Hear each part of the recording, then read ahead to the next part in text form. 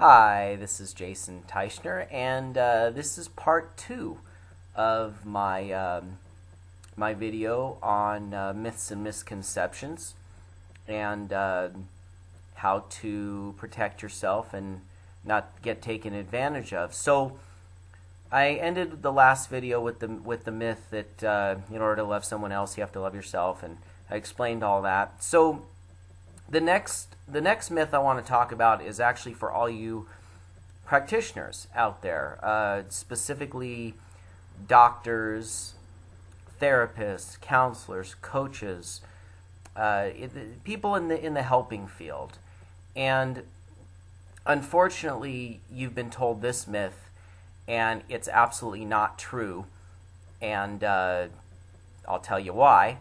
And that is that you can never take a client, you can say it with me if you know what I'm going to say, you can never take a client farther than you've been yourself. Repeat that myth one more time. You can never take a client or a patient or a customer, let's just cover all bases, farther than you've gone yourself or farther than you've been yourself. Well, you tell me, how many times when you were still learning, perfecting your craft, becoming an expert, how many times have you seen someone and you were able to help them and take them far beyond where you were at that time? That's what I thought, myself included. When I was going to hypnotherapy school from 2002 to 2003, and I was just starting out as a hypnotherapist, and I was just starting to see clients, and clients then, just like they do now, were coming to see me for every single reason you can possibly imagine, from the lightest stuff to the heaviest stuff. The heaviest stuff at the time was far beyond where I was at that time, personally and professionally, right? So for example, I had clients that would come to see me for major anxiety and depression, and and even though we as hypnotherapists can't treat that, that's a case where we work with them with a licensed professional. We refer out and work with them as long as they're seeing a licensed professional. So I had to throw in that. But they were very, very anxious, very depressed, and I wasn't in a good spot personally at that time, yet I was seeing miraculous results with those clients. Miraculous results, complete transformations. So that is a myth. And the reason that is a myth, I'll prove it to you right now, is because if you have been through medical school, or if you have been through psychology school, right? They teach in both of those types of schools, they teach that when you're a doctor and you get sick, well, even if you're not sick, when you're a doctor, you must have another doctor to treat you. You cannot treat yourself. So if you couldn't take a patient farther than you've been, hey, then you should be great. You should be able to treat yourself, right? No, because you lack the objectivity.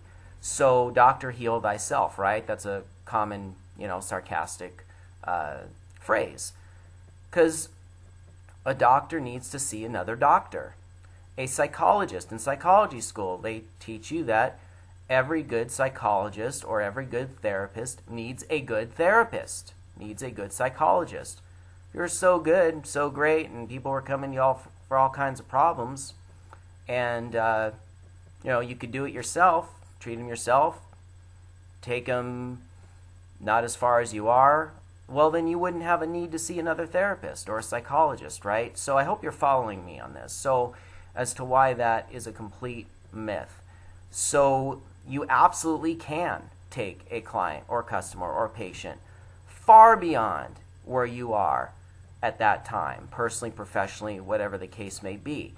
Now let me follow that up, because I know a lot of you are getting mad at this, but let me follow that up with a more accurate statement, okay? Because I have a solution to the myth, right? A more accurate statement is you can never take a patient or client or customer farther than you are willing to go. Willing to go. Not there now. Farther than you are willing to go. If you're not willing to go that far, then absolutely you cannot take a client or patient or customer there. Why? Because you don't have the belief that it's possible to go to that place, wherever that place is, right? You don't have the belief that it's possible to go there. So then absolutely you cannot take a patient or client or customer farther than you are willing to go yourself. Not where you are now, but that you are willing to go. And I see this in my own practice time and time and time and time again.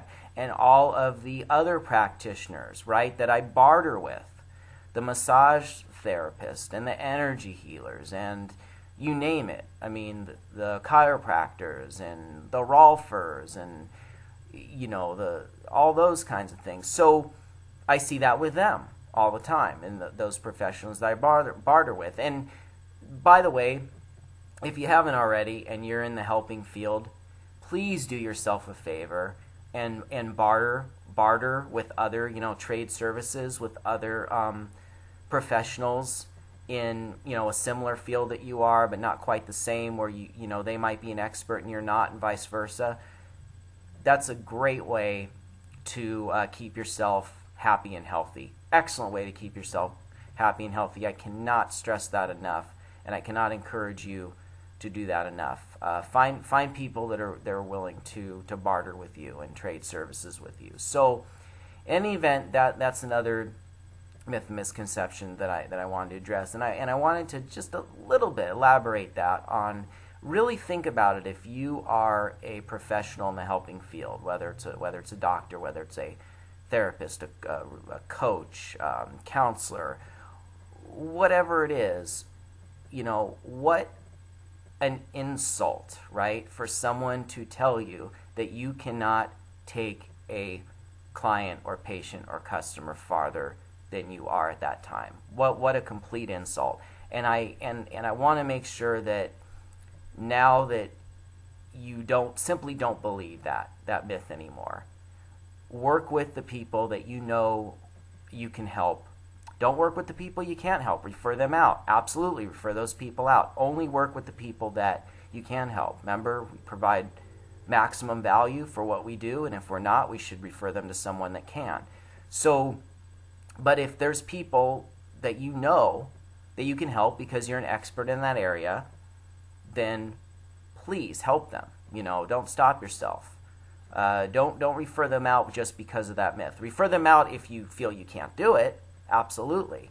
There's nothing worse than providing a service to somebody that you're not an expert in, because you are completely, let's just say, screwing them up.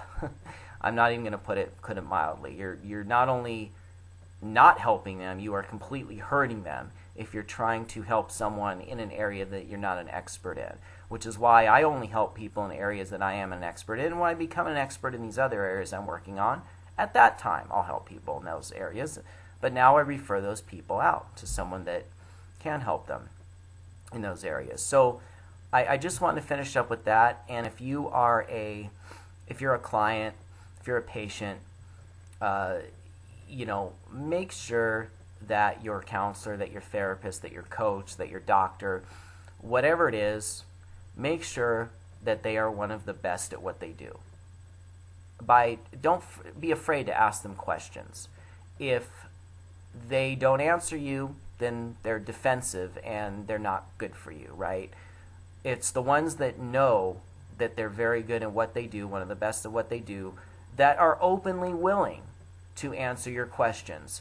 I always invite clients to challenge me on stuff. Always. I love it. I absolutely love it.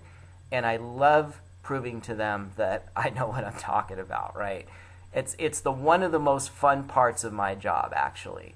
So, because there's not a challenge that I cannot handle. if it's something that I'm an expert in, right? So, and you as a practitioner need to feel that way too in order to be able to help the person in that area. If you're not able to, then definitely refer them out. But as a client, as a customer, as a patient, ask questions. Ask questions about what they know. Ask the scientific proof behind what they're telling you, right? Or at least ask them about the theory, right? Sometimes we don't need scientific proof. Sometimes we just need a theory to completely make sense. So make sure that their theory completely makes sense. And in the cases where, it takes scientific proof to back that up, make sure they have that as well. So, I hope this video helped. And once again, this is part 2 of the myths and misconceptions, and how to protect yourself as a client and a patient, and what to believe, what not to believe, and even as a practitioner, what to believe, what not to believe. I'm all about a person not having limits and not having limited beliefs. And if you believe something that's not true, if you believe a myth, then you're going to limit yourself on what you can accomplish. If you can think it in your mind, you can accomplish it. I'm going to say that again. No matter what it is that you want to do in life, first of all, make sure it is truly your passion. Make sure it's truly your passion, right? Because then you're not wasting your time going after whatever your passion is. Then, if you can picture it in your mind, you can accomplish it. And within 30 minutes of going to bed at night, every night, write down that accomplishment as if it's in the present tense, as if it's already here.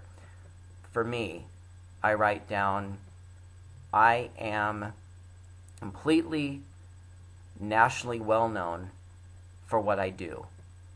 Every day I get at least 20 calls from clients that want my services, at least one of my services. These are things that I write within 30 minutes of going to bed. And you want to handwrite it, and you want to handwrite it 3 to 5 times. How many times? 3, 4, or 5 times. 3 to 5 times.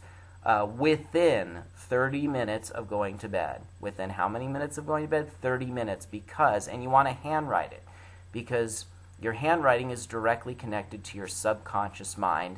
And if it's within 30 minutes of going to bed, you're in that natural hypnotic state. So it's going to sink right into your subconscious mind. So do that. You do that about 21 days. I mean, you hear a lot of times 21 days forms a habit. Well, it's a little bit different for everyone, but that's about the average. About 21 times doing something in a row forms a subconscious habit.